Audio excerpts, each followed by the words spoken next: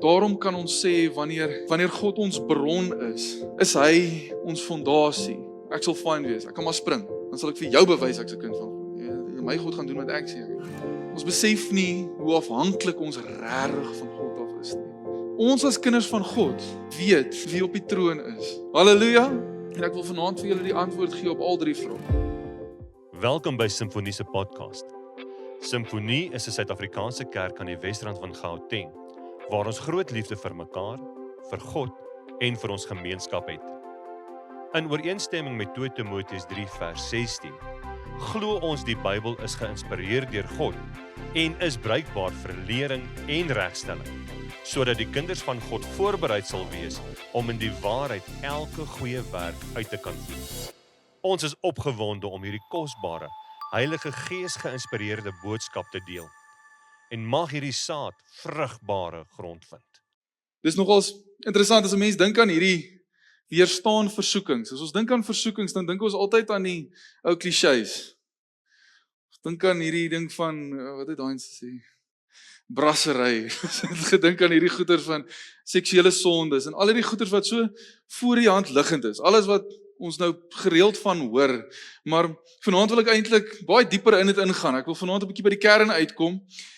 En wanneer ons na die Bybel kyk, is dit eintlik iets wat so maklik in ons harte kom sit. Het jy nog nooit gewonder wanneer 'n mens besef, Jesusie, ek het nogals vir 'n seisoen lank gedink ek kan dit regkry en toe besef ek kan nie, ek het die Here nodig. Ons word redelik vinnig versoek. En Jakobus 1 vers 14 sê vir ons hoekom dit so maklik is. Dit sê, maar 'n mens word verlei deur sy eie begeertes wat hom aanlok en saamsleep. Dan wil jy seker nog verder weet van waar af kom hierdie versoekings. En Jakobus antwoord weer by 1 vers 13. Hy sê, iemand wat in die versoeking kom, moet nooit sê, ek word deur God versoek nie, want God kan nie verlei word nie en self verlei hy niemand nie. So dit kom nie van God af nie. Halleluja. En dit is nie so maklik om te bely nie. Ons het ook 'n rol om te speel in hierdie speletjie. Ons is nie so onskuldig nie. Galasiërs 5 vers 17 sê, want die vlees begeer teen die gees en die gees teen die vlees. En hulle staan teenoor mekaar. Nou kom ons haal dit sommer uit die prentjie uit. Kom ons haal die probleem daar uit die prentjie uit. Ons almal sien wat die probleem is, nê? Nee. OK, kom ons gaan na Hebreërs 4 vers 15 toe. Hierdie hoofpriester van ons, Jesus Christus, kan ten volle met ons in ons swakhede saamvoel, want hy is in elke opsig op dieselfde manier as ons versoek, maar hy het nie voor die sonde geswyg nie. Halleluja. Halleluja. So, wanneer ons nou kyk na wat ons nou gelees het, dan is dit eintlik versoeking in homself is nog nie sonde nie. Want Jesus self was versoek, maar hy het nie gesondig nie. So dis 2 verskillende goeders en dis wat Jakobus 1 vers 15 ook sê. Sy sê dan, wanneer die begeerte bevrug is, gee dit geboorte aan die sonde en wanneer die sonde volgroei is, gee dit geboorte aan die dood. Maar ons moet baie versigtig wees wanneer ons hierdie vers lees en begin dink ons het maatjies om mee te speel wanneer dit kom by versoekings. Want die gedagte dat ons daarmee wil speel is waar die probleem begin. Ons wil nie met hierdie goed speel nie. Inteendeel, wanneer ons na Genesis toe gaan, die ou storie van ouds in Genesis 3 vers 1 tot 6, lees ons van hierdie bedrieglike, ek wil baie woorde gebruik, bedrieglike, baie lelike, listige leenaar van 'n slang, wat gekom het, en Eva en Adam, ek moet seker eers Adam gesê, in die beste omstandighede wat hulle kon wees, die beste omstandighede wat ons kan wees, verlei het, suksesvol, laat val het in die sonde. En dan nog meer, hy het soveel selfvertroue dat hy na die Messias toe gaan, wat ons later by gaan stil staan. Hy kom by Jesus aan en hy probeer hom versoek. Nou dit sê vir jou, misguided, maar hy het baie motivering en hy het selfvertroue in sy skills. So ons wil nie met hierdie ding sukkel nie. Jakobus 4 vers 7 sê dat ons die vyand moet weerstaan. En Paulus gaan so ver as om te sê vir die Efesiërs, of die manne in Efese en vrouens, tel die skuld van geloof op. Tel daai skuld op, want die vuurpyle gaan nie ophou vlieg nie. Die leuns van die vyand is een van die eerste goed wat ons in die versoeking inlei. Nou, wanneer jy kyk na die woord versoeking, is dit baie interessant. 'n Bietjie Grieks. Grieks is baie interessant, ek weet julle almal weet dit. As jy kyk na die wortel van hierdie woord, is al 5 maniere hoe jy dit kan gebruik. Nou die eerste manier is om 'n poging aan te wend. So toe Paulus geword het, hy was Saulus, tot bekering gekom, toe kom hy by die disippels aan en hy sê, ek wil graag by julle aansluit. Hy het gepoog om by hulle aan te sluit. Hulle het nie daarvan gehou nie, maar dit het op die ou ende uitgewerk. So die tweede manier is om te toets met die positiewe motivering, om uit te vind wie is hierdie persoon. Hoe dink hierdie persoon? Wat se karakter het hierdie persoon? Sonder om negatiewe konnotasie daarmee te maak. Nou, die interessante gedeelte is in 2 Korintiërs 13 vers 5, skryf Paulus 'n brief en hy sê, ondersoek julle self. Ondersoek julle geloof. Kyk na julle self, is julle waar julle moet wees? Het julle werk om te gaan doen? Ek dink ons almal het. As ons nederig genoeg is, dan sal ons admit, ons almal het. Maar dis wat Paulus nou toe geskryf het vir hierdie kerk. Die derde manier is met die negatiewe motivering, ondersoek jy iemand. Dis nog nie daar by die vyand nie, maar dis iets soos 3 questions en raaisels en goeders, om die persoon se reputasie te beskadig of te belemmer. En dis in hierdie gedeelte waar mense begin vra het, hoe dink jy dryf Jesus hierdie demone uit die mense uit? En ander mense het nou weer vir hom gaan sê, vir ander mense gaan sê, ek dink dis deur die duiwel, dat hy die duiwels uitdryf. Dit maak nie sin nie. Jesus het ook gesê, hoor jy wat jy sê, as hy teen homself opstaan, dan gaan die huis mos mekaar val. Hoe slim is dit nou? Die sekere vertaling sê Beelzebul.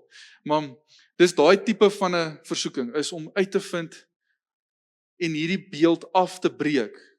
Nou kry jy die vierde een, is die volgende 2 wat ons op gaan fokus vanaand. Die vierde een sê, dit is 'n manier wat ons iemand ondersoek en hulle karakter en hulle waardes en hulle, ek wil die woord gebruik want ek was gechallenged, hulle deug. Te ondersoek, maar hulle geloof te toets met die oog op sonde. So 'n eenvoudige voorbeeld is 'n alkoholist nou tot bekering gekom het. Hy het nou dit agter hom gesit. Dan is hierdie tipe versoeking, die tipe versoeking wat die vyand so lief het, is hy sal daai glas whisky vir hom inskuif.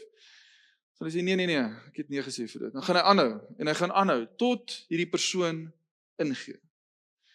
Dis hierdie tipe versoeking. Dis die tipe versoeking wat die vyand lief is vir.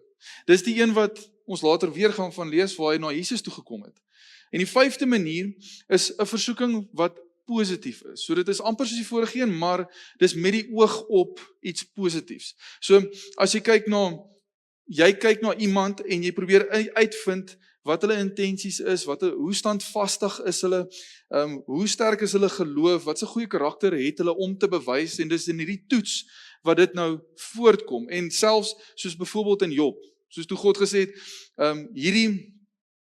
hierdie man dien my met opregte geloof, liefde en toewyding. Dis hierdie tipe toets wat ontbloot het, wie is hierdie man wat God van gepraat het, hierdie man Job, en God het hom nie versoek nie, hy het hom nie in die versoeking gelei nie, maar hy het toegelaat dat Job getoets word, deur in die versoeking in te gaan. So, dis ook hierdie manier wat ons as kinders van God kan groei. Dis waar ons karakter getoets word en waar ons ontwikkel. In ons geloof groei ons ook. So die perfekte voorbeeld van dit wat ek tot dusver toe gesê het, is in Matteus 4 vers 1 tot 11. Ek lees gou vir ons. Hierna is Jesus deur die Gees in die woestyn ingelei, dis nadat hy gedoop was, om deur die duiwel versoek te word. 40 dae en 40 nagte lank het hy gevas en later honger geword. Selfbeheersing om na 40 dae te besef, het honger geword. Toe het die versoeker nader gekom en vir hom gesê, as u die seun van God is, sê dat hierdie klippe brode moet word. In vers 4, maar hy antwoord, daar staan geskryf, van brood alleen sal die mens nie leef nie, maar uit elke uitspraak wat uit die mond van God kom. Toe neem die duiwel Jesus na die heilige stad, en laat hom op die hoogste punt van die tempelgeboue staan, en hy sê vir hom, as u die seun van God is, spring hier af. Dan daar staan immers geskryf, Hy sal sy engele opdrag gee en jou op hulle hande laat dra, sodat jy nie dalk jou voet teen 'n klip stamp nie. Jesus sê vir hom, daar staan ook geskryf, jy mag die Here jou God nie versoek nie. Hierna neem die duiwel hom na 'n hoë berg en wys hom al die koninkryke van die wêreld in hulle prag en sê vir hom, dit alles sal ek vir u gee, as u neerkniel en my aanbid. Toe sê Jesus vir hom, gaan weg Satan, want daar staan geskryf, die Here jou God moet jy aanbid en hom alleen moet jy dien. Toe het die duiwel hom met rus gelaat en kyk, daar het engele gekom en hom versorg. Nou, hierdie eerste vraag wat die vyand kom vra het vir Jesus, 40 dae in die woestyn. Geen kos nie. Jy is seker honger, Jesus. Hoe gaan jy nou aangaan vir die volgende paar dae? Want ek neem aan, hy was nie regtig naby enige bron op hierdie oomblik nie. En die vyand kom en hy sê, as jy nou nog 'n bron van energie, 'n bron van krag nodig het, vat net hierdie klip. As jy die seun van God is, let wel. As. Maak hierdie klip brood, sodat jy nou net 'n bietjie energie kan kry en verder kan gaan. Jy sien, versoekings het hierdie neiging om ons bron te kom toets. Maar om dit meer eenvoudig te maak, wil ek jou vra, waarop staan jy? Wat verhef jou bo jou omstandighede? Ons jaag konstant goed agterna wat ons dan is ons oortuig dis hierdie tipe ding wat ons oor ons omstandighede sal opstaan. Ons sal kan opstaan in ons omstandighede as ons hierdie ding kry. As ons dit kry, dan sal ons regtig gelukkig wees. As ons dit kry, dan sal ons vrede hê, daar sal vrede in my huis wees. As ek net elke liewe rugby game kan kyk, dan sal daar vrede in my huis wees. Maar ek wil vir jou sê, God is almagtig, God is heilig en God is goed. God is die enigste een wat regtig goed is en hy is die enigste een wat regtig iets kan gee wat goed is. Jakobus 1 vers 17 sê iets moois, dit sê, elke goeie gawe en elke volmaakte geskenk kom van bo. Dit kom van die Vader wat die hemelligte geskep het, maar wat self nie soos hulle verander of verduister nie. Of jy sê, God bly altyd goed en die gawes en geskenke wat God gee, bly goed. Moenie agter hierdie ander goed aangaan wat lyk asof dit goed is en dink, as dit my so laat struikel, hoe kan dit van God af wees? Ons kan God vertrou en selfs in 1 Korintiërs 10 vers 13 sê God vir ons, hy sal ons nie eers bo hierdie magte van hierdie wat ons nie kan weerstaan nie. Ons sal nie versoek word bo ons krag nie. Dit sê geen versoeking wat meer is as wat 'n mens kan weerstaan, het julle oorval nie, kerk van Korinte. God is getrou. Hy sal nie toelaat dat julle bo julle krag versoek word nie. As die versoeking kom, sal hy ook die uitkoms gee sodat julle dit kan weerstaan. Nou, hoe kan God dit sê? Want God, in hierdie omstandighede waar ons die versoekings ervaar, wil God ons kom gebruik.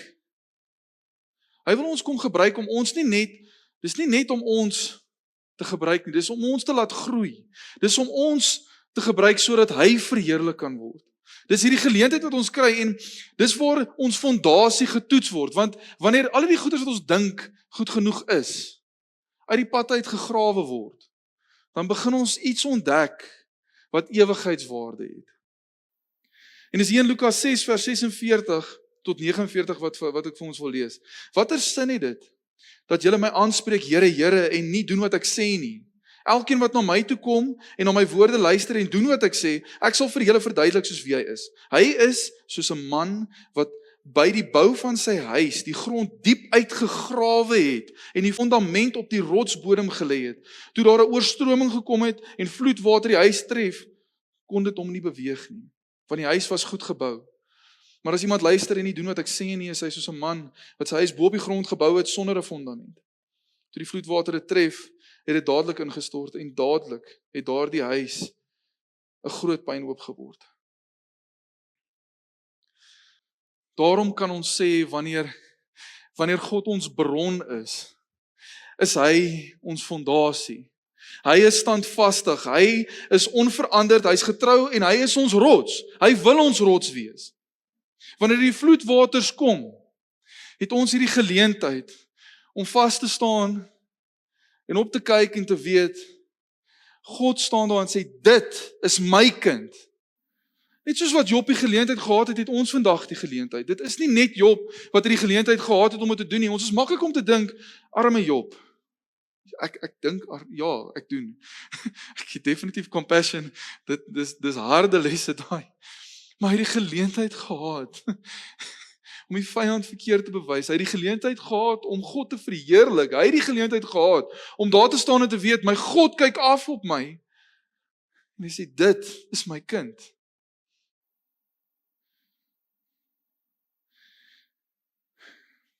Jy sien, as ons gewoond raak aan die oppervlakkige goeders, dan gaan ons nooit dieper wil gaan nie. En dan kom daai dag, hierdie goed wat ons dink, hierdie pakkie iets, gaan weggespoel word. Dit gaan ons nie help nie. Jy gaan dit nog na die tyd ook hê. Jy gaan daar verdrink tussen die sand. Nou ek wil jou vra, as ons bron ons verhouding met God is, waar kry jy jou regte brood? Kry jy dit in 'n pakkie iets? Of kry jy dit in jou binnekamer? Want dis die volgende punt wat ek wil deel. Waar is jou posisie? Dis hierdie vraag wat my baie konfronteer het. En dis hierdie gedeelte in vers 6 waar die vyand vir Jesus kom sê, jy weet wat, ek bring jou na die heilige stad toe, ek bring jou na die hoogste hoogte toe, daar waar die tempel staan, jy is hier by jou God. Spring hier af en wys my dat jy die seun van God is.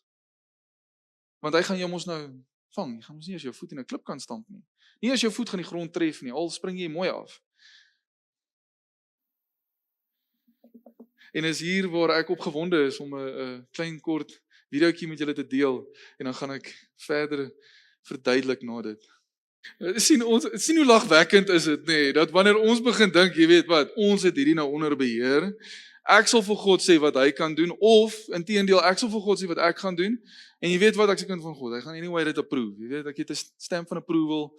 Die Bybel sê ons ek is gestempel met die Heilige Gees, so ek kan my idee gaan uitvoer en as dit nou nie die beste idee is nie, sal hy my, jy weet, hy sal my aanhelp en alles sal uitwerk en ek sal fine wees. Ek kan maar spring. Dan sal ek vir jou bewys ek is 'n kind van God. My God gaan doen wat ek sê.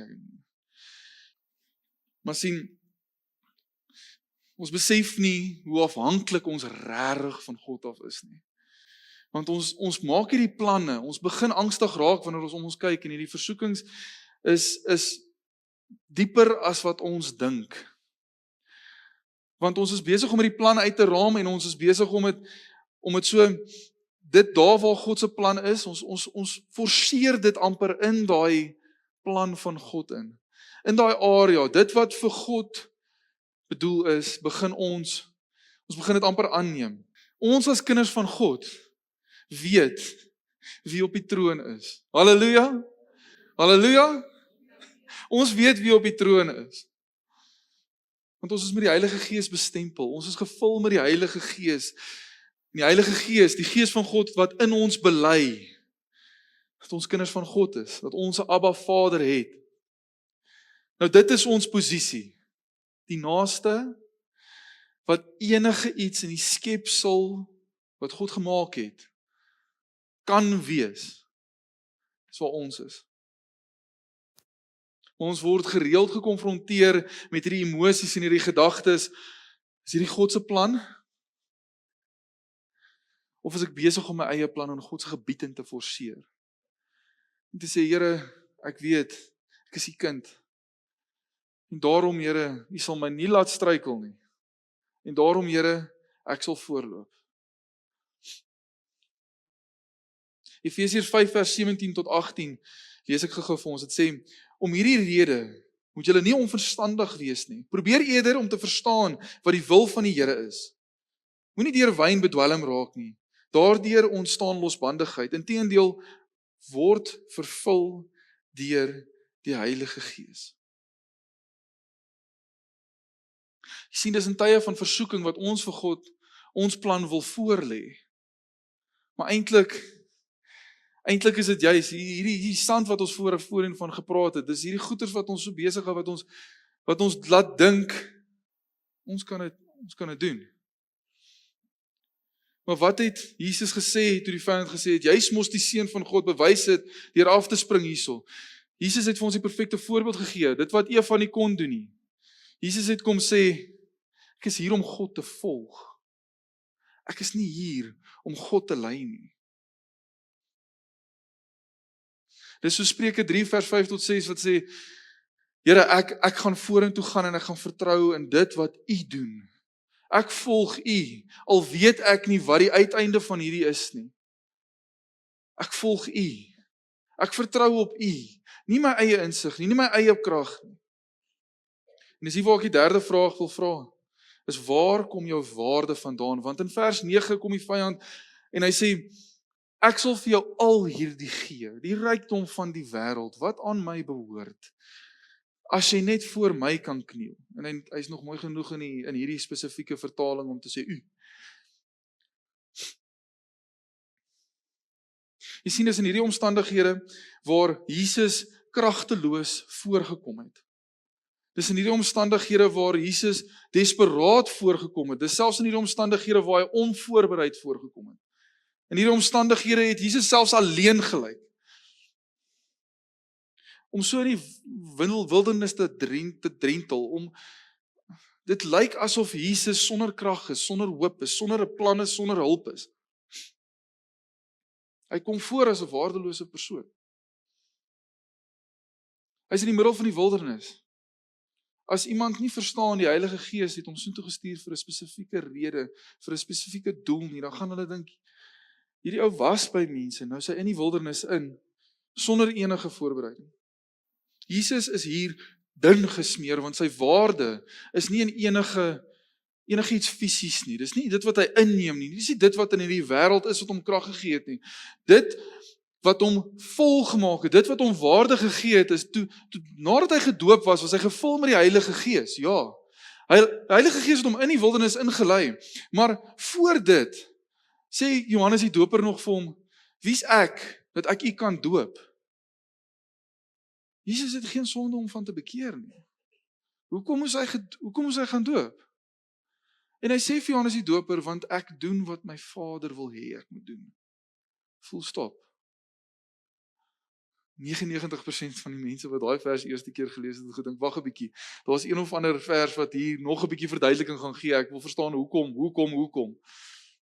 Maar daar's nog 'n gedeelte waar Jesus saam met sy disippels gegaan het en hy's op pad Samaria toe en die disippels gaan Samaria toe om kos te gaan kry en hy's by hierdie waterbron by hierdie Samaritaanse vrou en hy het 'n ontmoeting met haar en hy maak haar oë oop.